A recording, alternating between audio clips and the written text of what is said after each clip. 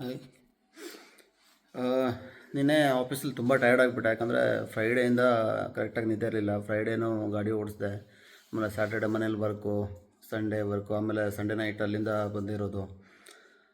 11 ಗಂಟೆ ಅಷ್ಟೊತ್ತಿಗೆ ಕೂತ್ಕೊಳ್ಳೋಕ್ಕೆ ಆಗ್ತಾ ಇರಲಿಲ್ಲ. ಬಟ್ ಒಂದು ಮೀಟಿಂಗ್ ಇತ್ತು, ಬಟ್ ಅದು ಕೂಡ ಮಿಸ್ ಮಾಡೋಕ್ಕಾಗ್ತಾ ಇರಲಿಲ್ಲ. ಸೊ ಮಲ್ಗೋಣ ಅಂತ ಹೋಗಿದ್ದೆ, ಬಟ್ ಅದು ಮೀಟಿಂಗ್ ಇದ್ದಕ್ಕೆ ಹೋಗ್ಲಿಕ್ಕಾಗಲಿಲ್ಲ. ಸೊ ಸ್ವಲ್ಪ ಹೊತ್ತು ಅಲ್ಲೇ ಮಲ್ಕೊಂಡ್ಬಿಟ್ಟೆ ಮೀಟಿಂಗಲ್ಲೇ. ಸೊ ಆಮೇಲೆ ಸ್ವಲ್ಪ ರಿಲ್ಯಾಕ್ಸ್ ಆಯಿತು. ಸೊ ಹೆವಿ ಸ್ಟೇನ್ ಆಗಿಬಿಡುತ್ತೆ.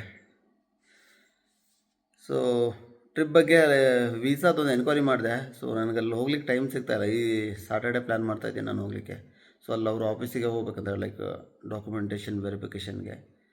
ಸೊ ಸಾಟರ್ಡೇ ಪ್ಲ್ಯಾನ್ ಮಾಡ್ತಾಯಿದ್ದೀನಿ. ಸೊ ಟ್ರೇಡಿಂಗ್ ಬಗ್ಗೆ ನನ್ನ ಪ್ಲ್ಯಾನ್ ಇವತ್ತು ಕೂಡ ವರ್ಕ್ ಆಯಿತು. ಇವತ್ತು ಕೂಡ ಒಂದು 3000 ಏನೋ ಇನ್ವೆಸ್ಟ್ ಮಾಡಿದ್ದೆ ನಾನು. 3500 ಏನೋ ಅನಿಸುತ್ತೆ ಮೋಸ್ಟ್ಲಿ. ಬಟ್ ನಾನು ಮುಂಚೆನೇ ಬುಕ್ ಮಾಡಿದೆ ಪ್ರಾಫಿಟ್, ಸ್ವಲ್ಪ ಹೆದರ್ಕೊಂಡು. ಬರೀ ಒಂದು 300 ಏನೋ ಆಯಿತು. ಇನ್ನು ಸ್ವಲ್ಪ ಹೊತ್ತು ವೆಯ್ಟ್ ಮಾಡಿದ್ದಿದ್ರೆ ಆಲ್ಮೋಸ್ಟ್ 1500 ಹತ್ರ ಆಗಿರೋದು.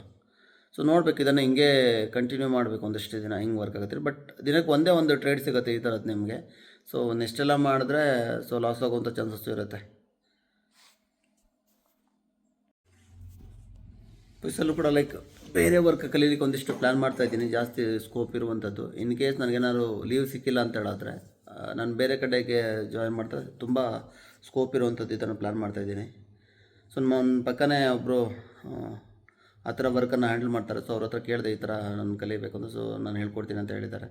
ಸೊ ಅದೊಂದು ಅಡ್ವಾಂಟೇಜ್ ನನಗೆ.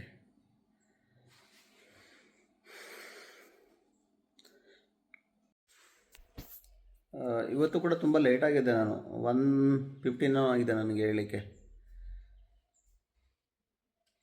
ಸೊ ಐ ಥಿಂಕ್ ಇಷ್ಟ ಅನ್ಸುತ್ತೆ. ಇವತ್ತೇನೂ ಪ್ರಿಪೇರ್ ಆಗಲಿಲ್ಲ ನಾನು ಯಾವುದಕ್ಕೂ. ಸೊ ನಾಳೆ ಸಿಗೋಣ. ಬಾಯ್ ಬಾಯ್.